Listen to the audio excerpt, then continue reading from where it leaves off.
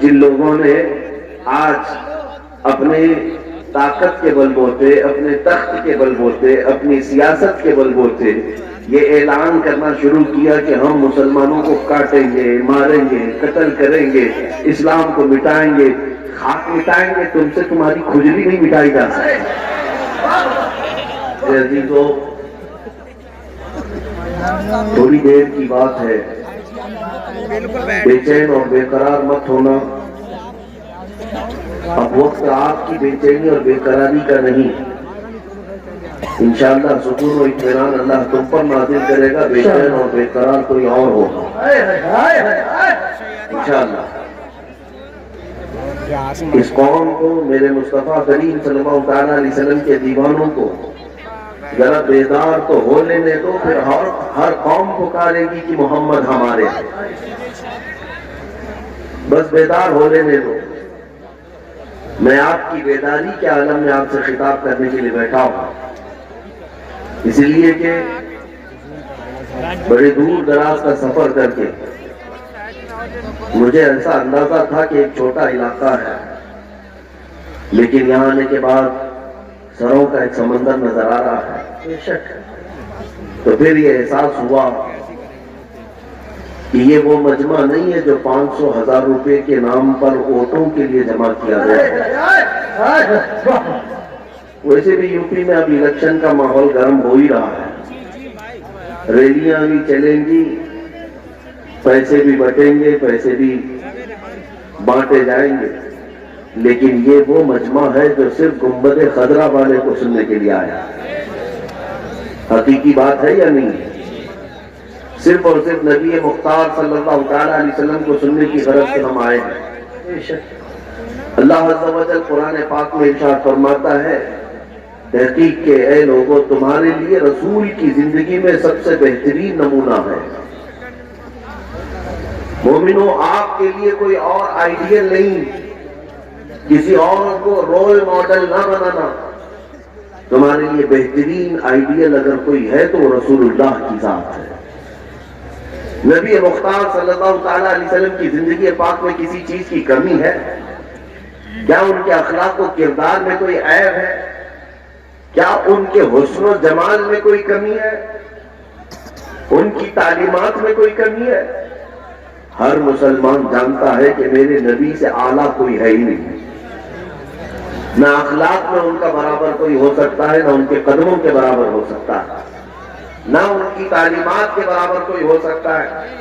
لہذا اے سنی مسلمانوں، جب ہمارے پاس اتنے بلند و بالا اخلاق والے رسول موجود ہیں تو پھر کسی ایرے غیرے کی تقلید کرنے کی ضرورت کیوں پیش آئے؟ کسی اور کے فدا ہونے کے لیے، کسی اور کے فین بننے کی ضرورت کیوں پیش آئی؟ تقلید سے مراد میں یہاں مذہبی تقلید کی بات نہیں کر رہا ہوں جو حنفی، شافعی، مالکی، حنبلی، یہود و نصارہ کے پیچھے چلنا، کفار و مشرکین کے طور طریقے کو اپنانا۔ مسلمانوں، یہ آپ کو زیب نہیں دیتا۔ جس کے پاس سب سے بڑی طاقت موجود ہے وہ کسی اور کی طرف دیکھے، یہ تمہاری شان کے خلاف ہے۔ آپ کو پتا ہے دنیا کی دوسری قومیں میرے نبی پاک کی سیرت پڑھ پڑھ کر کے بلندیوں کو چھو رہی ہیں۔ سائنس کی ترقی کرنے والے نبی پاک کی حدیثوں سے ملا ملا کر دیکھ رہے ہیں کہ ہم نے جو تحقیق کی ہے کیا وہ محمد صلی اللہ علیہ وسلم کی باتوں میں بھی پائی جاتی ہے۔ آپ کو میں ایک بات بتا دوں، آپ کو حقیقت میں معلوم یہ نہیں ہے کہ تمہارے پاس دولت کتنی بڑی ہے۔ اس سائنٹسٹ کی بات میں آپ کے سامنے کرتا ہوں جس نے سب سے پہلے وہ ڈارک سپیس، سمندروں میں، اوشین سی میں، اٹلانٹک اوشین میں ایک ایسی جگہ ہے جو اتنی اندھیری ہے کہ ہاتھ بھی نکالو تو نظر نہیں آئے گا۔ اتنا اندھیرا ہے وہاں پر کہ سورج کی روشنی بھی نہیں پڑتی۔ یہ سمندروں کے بیچوں بیچ ایک جگہ ایسی آتی ہے تو سب سے پہلے جس نے یہ جگہ کھوجا، تلاش کیا، اور پھر آ کر کے قوم کو بتایا کہ سمندر میں میں نے ایک ایسی جگہ دیکھی ہے جہاں سورج کی روشنی پڑتی ہی نہیں اور اتنا اندھیرا ہے کہ آدمی اپنے ہاتھ کو بھی نہیں دیکھ سکتا. توجہ چاہتا ہوں، 18ویں صدی میں اس نے یہ انکشاف کیا، تحقیق کر کے معلوم کیا. اب جب اس نے آ کر کے یہاں یہ بات بتائی، ایک عالم دین نے قرآن کی آیت پڑھ کر سنائی.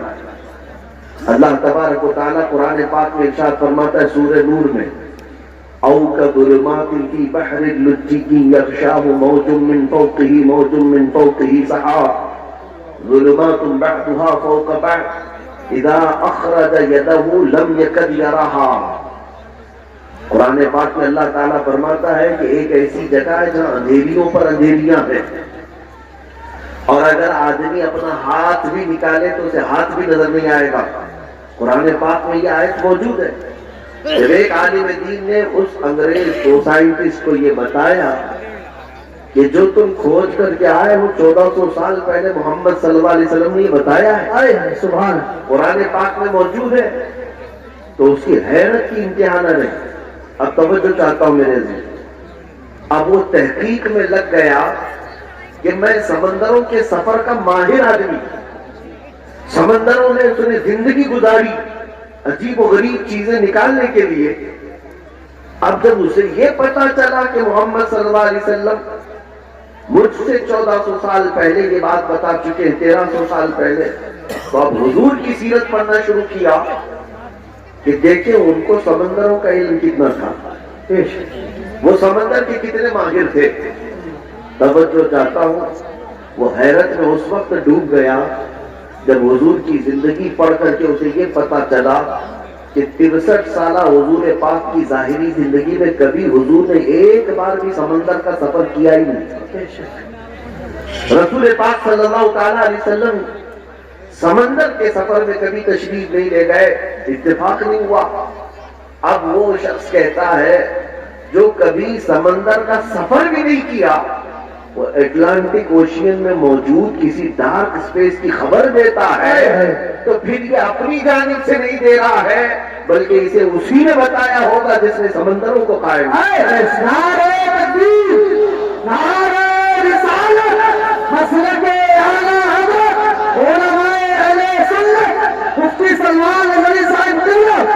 یہ بات میں نے کیوں عرض کی، مجھے بتاؤ.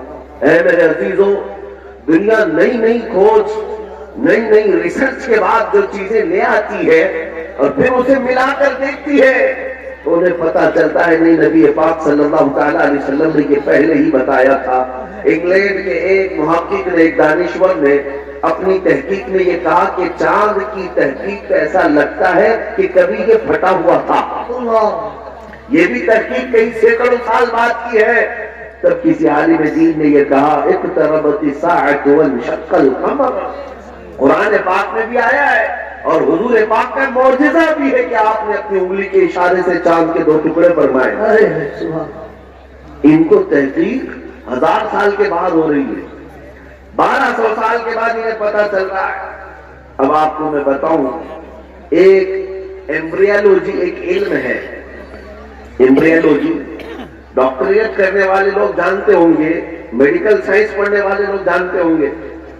ایمبریولوجی کا مطلب ہوتا ہے بچہ پیدا ہونے کا جو پروسیس ہے ماں کے پیٹ میں، یہ کیسے ہوتا ہے. آج تو مشینیں آئی نا، سونوگرافی ہے، سی ٹی اسکین ہے، ایکس رے ہے، اسکیننگ ہے. یہ سب چیزیں کرنے کے بعد ڈاکٹر بتاتے ہیں کہ بچہ کتنے ہفتے کا بنا، ہارٹ بیٹ چل رہی ہے کہ نہیں چل رہی ہے، بچہ کتنے مہینے کا ہوا. یہ ایمبریولوجی کا علم جو آیا ہے یہ 15ویں صدی کے بعد آیا ہے، 15ویں صدی کے بعد آیا. میں آپ کو بتاتا ہوں، آج یہ ساری دنیا کے ڈاکٹر اس بات پر اتفاق رکھتے ہیں کہ ماں کے پیٹ میں پہلے نطفہ جاتا ہے، اس کے رحم میں نطفہ جاتا ہے، پھر نطفہ کیا بنتا ہے. ڈاکٹر سب کہتے ہیں ایک چنگم کی طرح چپچپا ہوا، چنگم کی طرح چپچپا ہوا ایک چھوٹا سا خون کا لوتھڑا بنتا ہے جس کو علقہ کہتے ہیں. عربی میں علقہ چنگم کو بھی کہتے ہیں. توجہ چاہتا ہوں، اس کے بعد پھر یہ ڈاکٹرز کہتے ہیں خون کے لوتھڑے کے بعد پھر بغیر ہڈی کا گوشت بنتا ہے، نطفے سے گوشت بنتا ہے. پھر تھوڑے دنوں کے بعد، مہینے کے پروسیس کے بعد ڈاکٹرز کہتے ہیں کہ اس کے اندر ہڈیاں آتی ہیں. ہڈیاں آنے کے بعد پھر چمڑا آتا ہے، پھر بال آتے ہیں. یہ پروسیس ہے 9 مہینے کا. یہ آج کی تحقیق کے بعد سارے ڈاکٹرز مشینوں سے نکالنے کے بعد اس بات کو یہاں دنیا کے سامنے پیش کر رہے ہیں. مگر میں اس زمانے کی بات کر رہا ہوں جب سائنس کا وجود بھی نہیں تھا، جب نہ ایکس رے مشین تھی، نہ سونوگرافی، نہ سی ٹی اسکین، کچھ بھی نہیں. لیکن میرے آقا صلی اللہ تعالی علیہ وسلم کی زبان ناز سے وہی قرآن، وہی الہی نکلتی ہے. ثم خلقنا النطفة علقة فخلقنا العلقة مضغة فخلقنا المضغة عظاما فكسونا العظام لحما. اللہ فرماتا ہے ہم نے نطفے سے علقہ بنایا، چنگم کی طرح چپچپا. پھر علقے سے ہم نے مضغہ بنایا، مضغہ کہتے گوشت کے ٹکڑے کو. پھر اللہ تعالیٰ فرماتا ہے فَكَسَوْنَا الْعِظَامَ فَخَلَقْنَا الْمُضْغَةَ عِظَامًا.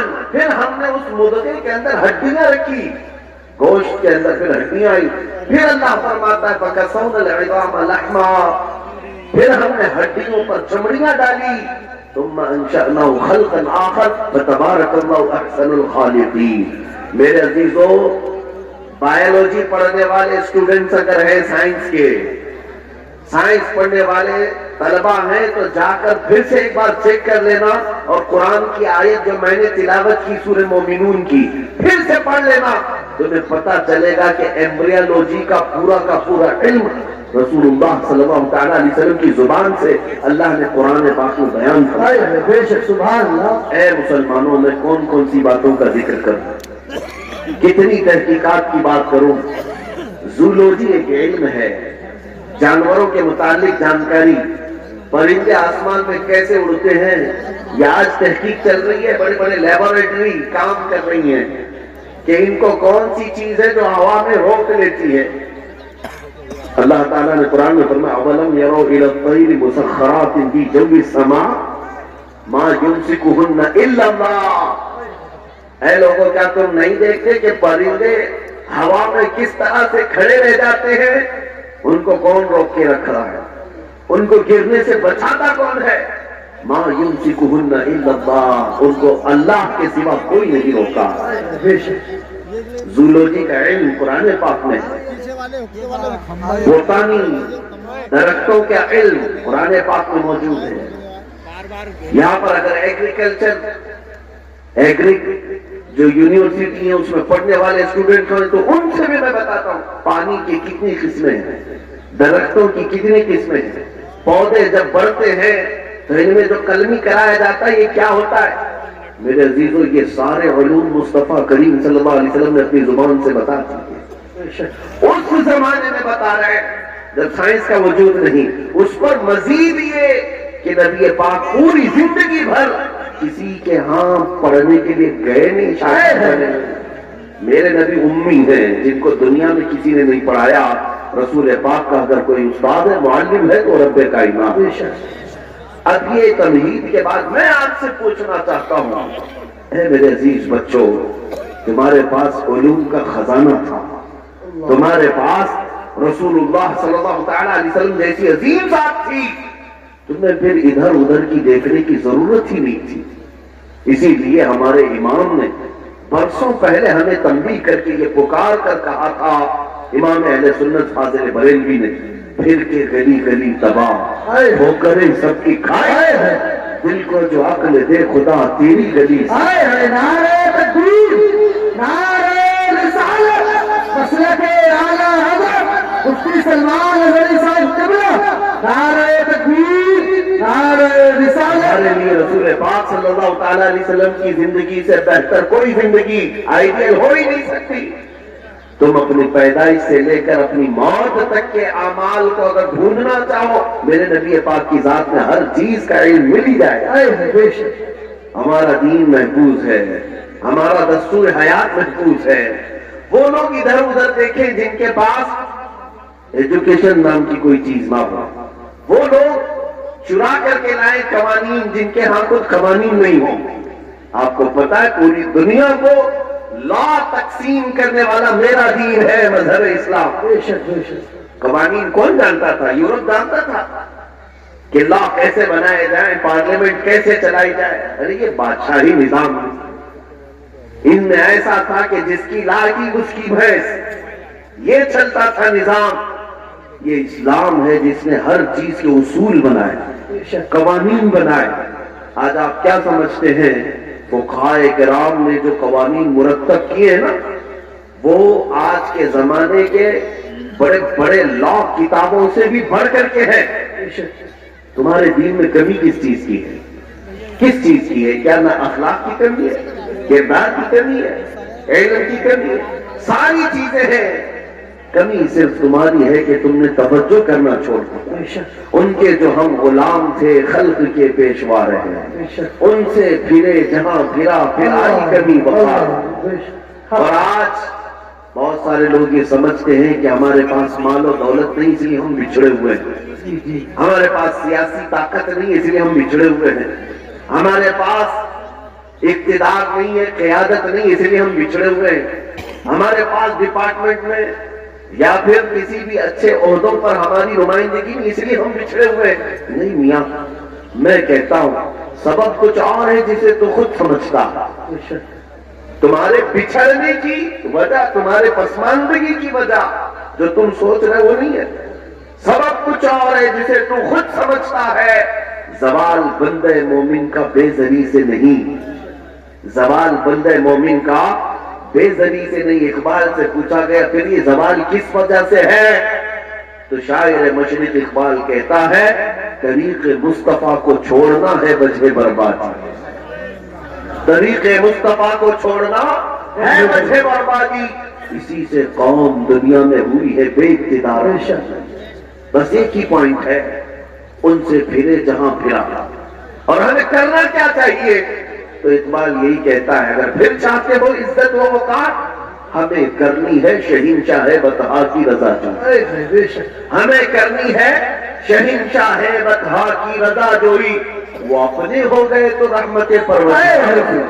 نعرہ تکبیر، نعرہ رسالت، نعرہ غوثیت، مسلک اعلیٰ حضرت، فیضان اعلیٰ حضرت، عشق محبت عشق محبت، بستی بستی قریہ قریہ، شہید اعظم کانفرنس حضرت علامہ سلمان ادھری صاحب قبلہ، علماء اہل سنت. سبحان اللہ سبحان اللہ. میرے عزیزوں، مجھے افسوس اس بات کا ہے نوجوانوں کو لے کر کہ آج تم جس راستے پر چل پڑے، کیا یہ مدینے جانے والا راستہ ہے؟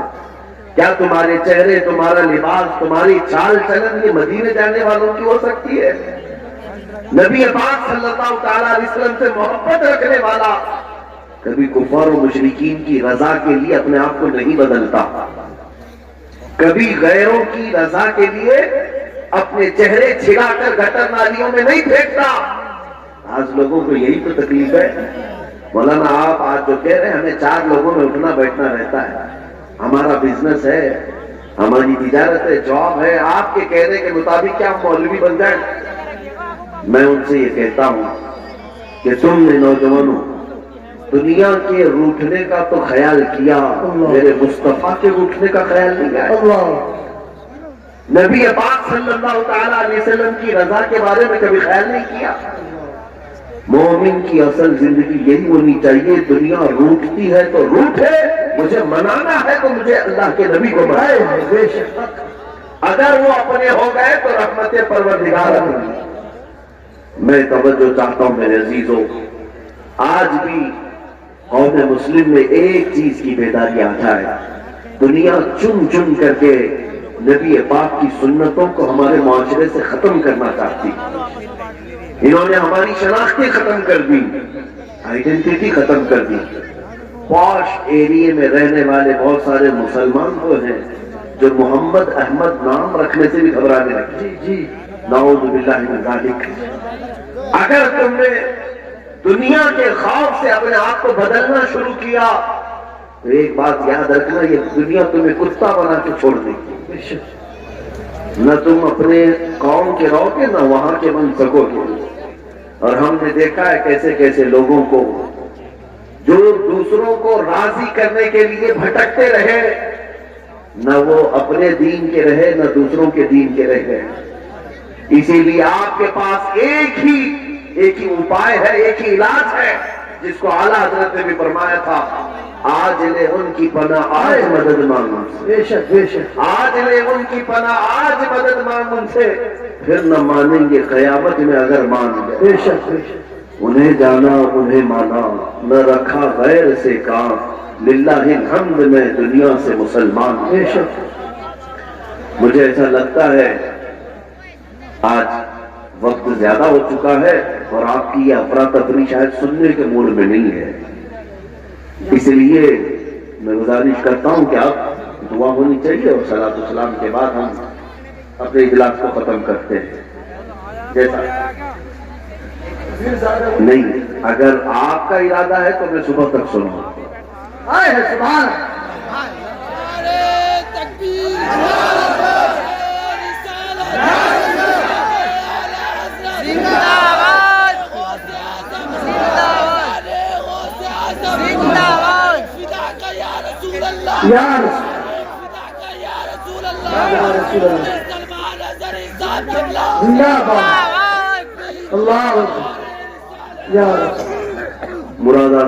مراد آباد والے، ڈھکیا والے یا آس پڑوس والے جتنے جمع ہیں، شاید ہو سکتا ہے ٹھنڈیوں نے تمہیں ٹھنڈا کیا ہو، اور مجھے اچھی طرح سے معلوم ہے تمہیں گرم کیسے کرنا ہے. تھوڑی دیر کی بات ہے، تھوڑی دیر کی بات ہے. یہ جو مجمع ہے، یہ جو تمہارے چہروں کی مسکان ہے، یا یہ جو تمہارے نعرے ہیں، یہ صرف اور صرف یہاں ممبر پر بیٹھے ہوئے لوگوں کے لیے نہیں ہے. تمہارے نعرے کفر کی دھرتی میں بھی زلزلہ لاتے ہیں. آج دنیا پریشان ہے کہ ہم نے جن چیزوں کو ختم کرنے کی کوشش کی تھی، اب ہر محلے سے لبیک یا رسول، ہر بستی سے لبیک کی صدائیں آ رہی ہیں. اسی لیے ہم کہتے ہیں اسلام کی فطرت میں قدرت نے وہ لچک دی ہے، جتنا ہی دباؤ کے اتنا ہی ابھرے. ہاں، کچھ بات تو ہے کہ مٹتی نہیں ہستی ہماری، کچھ بات تو ہے کہ مٹتی نہیں ہستی ہماری. صدیوں رہا ہے دشمن دورے زماں ہمارا، باطل سے ڈرنے والے اے آسمان، باطل سے ڈرنے والے اے آسمان ہی ہے ہم. 100 بار کر چکا ہے تو امتحان ہمارا، توحید کی امانت سینوں میں ہے ہمارے، آسان نہیں مٹانا نام و نشاں ہمارا. جن لوگوں نے آج اپنے طاقت کے بل بوتے، اپنے تخت کے بل بوتے، اپنی سیاست کے بل بوتے یہ اعلان کرنا شروع کیا کہ ہم مسلمانوں کو کاٹیں گے، ماریں گے، قتل کریں گے، اسلام کو مٹائیں گے، خاک مٹائیں گے، تم سے تمہاری کھجلی نہیں مٹائی جا سکتی. کیا خاک مٹاؤ؟ تم کیا سمجھتے ہو اسلام کسی محلے کا مذہب ہے؟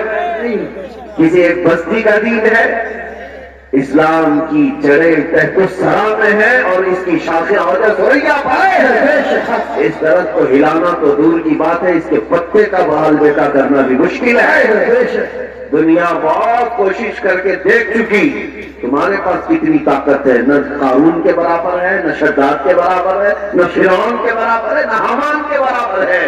بڑی بڑی طاقتیں آئی لیکن دین حق کو کبھی نہ وہ مٹا سکی تھی، نہ مٹا سکیں گی.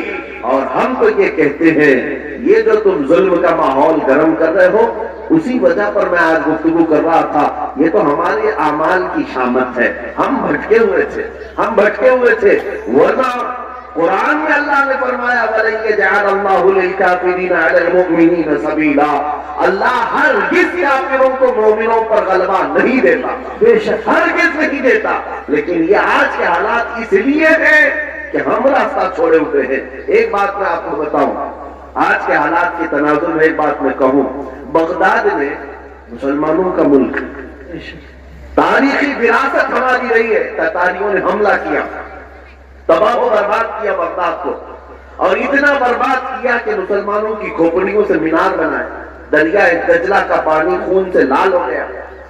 بادشاہ کی جو بیٹی تھی تتاریوں کی، ایک جگہ سے گزر رہی تھی، ایک ایک سچے مومن کو دیکھا ان حالات میں بھی وہ کھڑے ہو کر اذان دے رہا ہے، سبحان اذان دے رہا ہے۔ بادشاہ کی بیٹی تھی، اس نے کہا یہ اب کہاں سے آواز آ رہی جب ہم قتل عام کر رہے ہیں، گردن مار رہے ہیں، یہ کون ہے جو اذان دے رہا ہے؟ فوجی فوراً گئے اور پکڑ لائے، یا نمازیں پڑھنے سے روک رہے ہیں، یہ گراؤنڈ میں نہیں پڑھیں گے، وہ میدان میں نہیں پڑھیں گے، کتنے میدانوں کو تم قبضہ کرو؟ ہاں تم صرف اور صرف میدانوں کو روک سکتے ہو، پیشانیوں کو جھکنے سے کبھی نہیں روک سکتے، کبھی نہیں روک۔ عبادت کا ذوق ہمارے پاس اللہ تعالیٰ کی عطا ہے۔ تو ایسے حالات میں اگر اذان دے رہا تھا کوئی تو تتاریوں کی وہ بڑی عورت تھی، بادشاہ کی بیٹی، اسے گرفتار کروایا، لاؤ اس مولوی کو، اب کون ہے اذان دے رہا؟ اس کو پکڑ کر کے پوچھا تجھے خبر نہیں ہے بغداد پورا ڈوب گیا، تباہ ہو گیا، برباد ہو گیا، لاکھوں لوگوں کی لاشیں پڑی ہیں اسی بنیاد پر کہ تم مسلمان ہو، ہم مان رہے ہیں، اور پھر بھی تم اذان دے رہے ہو۔ اس نیک و صالح عالم ربانی نے کہا ہاں سب نظر آ رہا ہے لیکن مجھے میرا رب بھی ہے، میرے لیے میرا رب بھی ہے، دنیا چاہے جو بھی ہو، جب تک میری سانس نہیں نکلے گی تب تک میں اللہ اکبر کہتا رہا۔ سبحان اللہ سبحان۔ اب سنیے، اس خاتون نے متاثر ہو کر کے پوچھا اچھا اللہ سب سے بڑا ہے؟ اللہ سب سے بڑا ہے؟ کہا ہاں اللہ سب سے بڑا ہے، اسی کی تم عبادت کرتے ہو۔ یہ ہمارے اور آپ کے لیے بہت ہی سوٹیبل بات ہے، تم اللہ کی عبادت کرتے ہو، لوگ یہ تم کو تانا ماریں گے اگر تم اللہ کی عبادت کرتے ہو تو اللہ تمہاری مدد کیوں نہیں کرتا؟ یہی اس تتاری عورت نے کہا کہ تم اس کو اکبر کہتے ہو، پھر یہ بغداد میں یہ سب جو مرے ہیں یہ بھی تو وہی تھے، یہ بھی تو وہی تھے، یہ مارے گئے اور ہم لوگوں کو غلبہ حاصل ہو گیا بغداد میں۔ دیکھو تتاریوں کو، وہ ظالموں کو اللہ تعالیٰ نے غلبہ دے دیا، تمہارا خدا ہی دیا ہے، پھر ایسا کیوں ہوا؟ بہت پتے کی بات سنیے، اس عالم دین نے کیا کہا کہ اے خاتون میں تجھے ایک مثال بتاتا ہوں، تم نے دیکھا ہوگا کہ بھیڑ بکریاں پالنے والا کوئی چرواہا بکریاں لے کر کے چلتا رہتا ہے، راستے پر چلتا ہے، ہوتا ہوگا نا آپ کے یہاں بھی ریوڑ، جی بکریاں چلتی رہتی ہیں، لیکن بکریاں پالنے والا ساتھ میں کتا بھی پالتا ہے۔ بکری اور کتے کا کیا لینا دینا، کون سا تعلق ہے؟ لیکن یہ چرواہے سے پوچھیں، وہ بتائے گا کہ بکریاں چلتے چلتے کبھی ادھر ادھر چلی جائیں تو یہ کتا بھونک بھونک کر انہیں لاتا ہے اور پھر ریوڑ میں جمع کرتا ہے۔ چرواہا یہی بتاتا ہے کہ اس لیے سارے بکریوں کو وہ پھر سے ایک ریوڑ میں جمع کرے، اس لیے وہ پالتا ہے، کتے کو اس لیے چھوڑا جاتا ہے، اس لیے پالا جاتا ہے۔ بلا تشبیہ و بلا تمثیل ذہنوں کو قریب کرنے کے لیے اس بغدادی عالم نے کہا ہم امت مصطفیٰ ہیں، ہم چلتے ہیں سیدھے راستے پر، لیکن جب کبھی ادھر ادھر بھٹکتے ہیں تو اللہ تم جیسے کتوں کو ہم پر چھوڑتا ہے، کتوں کو چھوڑتا ہے تاکہ تم بھونک بھونک کر کے واپس صراط مستقیم پر لے آ سکو۔ میرے عزیزو، آج یہ جس قدر مظالم ہو رہے ہیں یہ تمہیں سیدھے راستے پر انشاءاللہ ایک نہ ایک دن ضرور لے کے آئے انشاءاللہ۔ میں محسوس کر رہا ہوں چند سالوں پہلے ہر جلسے میں لبیک یا رسول اللہ کا نعرہ تو نہیں لگتا تھا، لیکن ظالم کتوں نے جب بھونکنا شروع کیا تو اب پھر ہمارا ہر بچہ لبیک کہنے لگا۔